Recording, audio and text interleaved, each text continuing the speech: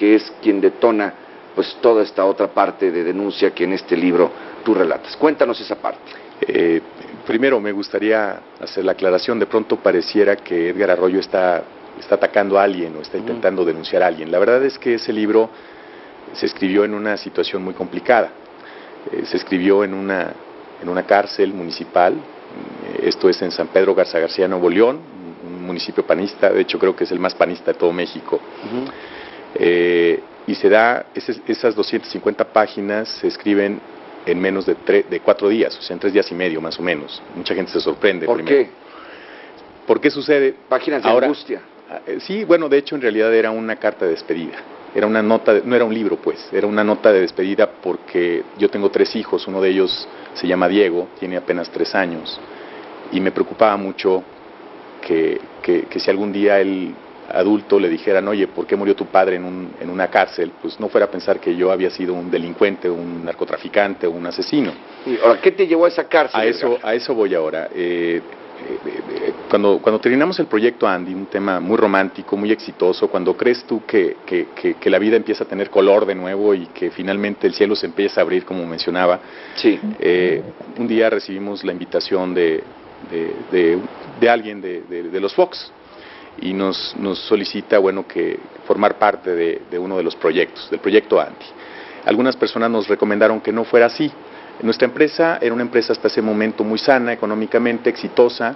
El proyecto no se había concebido como un negocio. Finalmente todas las dosis que producimos, todavía hasta hace unos días, todo se regala o se regalaba para personas sobre todo muy humildes que no tienen capacidad de ir a un tratamiento. Y bueno, finalmente nos pedían que lo manejáramos al margen. Finalmente hubo mucha insistencia y lo que hicimos para calmar los ánimos fue instalar una empresa alternativa que pudiera actuar como comercializadora o alguna otra circunstancia con la intención de no afectar nuestros proyectos actuales.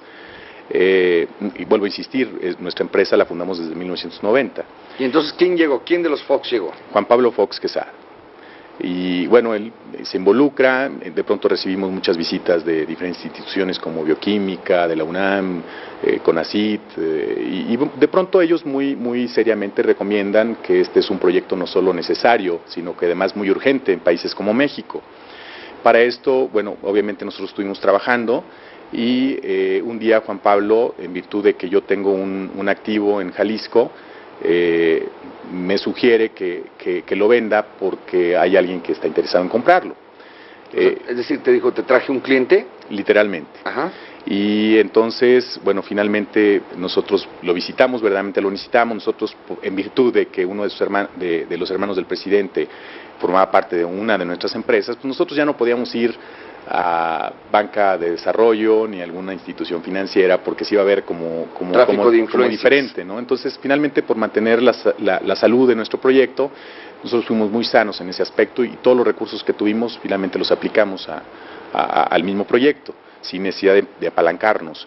Finalmente lo que sucede es que nos invitan a que vendamos ese predio. Sara, que finalmente es mi socia en todo este proyecto, ella dijo, creo que vale la pena, es un activo que no podemos darle uso, necesitamos este proyecto en México. En esa época habíamos comenzado un proyecto de apoyo a niños con cáncer en un instituto. Cuando lo conocimos, de cada 10 niños que llegaban ahí, morían 8. Actualmente estamos salvando al 8º y al 9º. Eso te puede decir la importancia de esto, importante, ¿no? Muy Entonces, importante. Finalmente, cuando continuamos con este proyecto, Juan Pablo nos dice que vendamos, nosotros creemos que vale la pena, nos sugieren que entreguemos un poder, el poder nos parece excesivo, no lo otorgamos literalmente, de hecho se hace un escrito, ese escrito yo lo cancelo independientemente para que no fuera a generar ningún efecto, y bueno, posterior a esto se olvida esa oferta de compra, cosa que pareció raro en su momento. Algunos días después, de nuevo Juan Pablo y una persona de Monterrey, Héctor Lozano Sepúlveda, sugiere, bueno, obviamente una propuesta de un crédito en condiciones un poco complicadas, al principio no eran así, y bueno, finalmente se toma ese crédito, en donde yo otorgo mi garantía. Pero nada más quiero hacer una ejemplificación. El crédito que a nosotros nos entregan es de un poco más de 10 millones de pesos. El activo actualmente tiene un avalúo por el gobierno de Jalisco de más, bueno, cercano a 100 millones de pesos. Ya estaba cubierto. Pero 10-1 casi. Así ¿no? es. Entonces, bueno, de pronto era un tema en donde Juan Pablo también se iba a beneficiar porque él tenía un proyecto de algunos invernaderos, un proyecto alternativo, Y finalmente, bueno, los dos firmamos como responsables de ese crédito. Finalmente un día hay una propuesta, quiero hacer una aclaración anterior.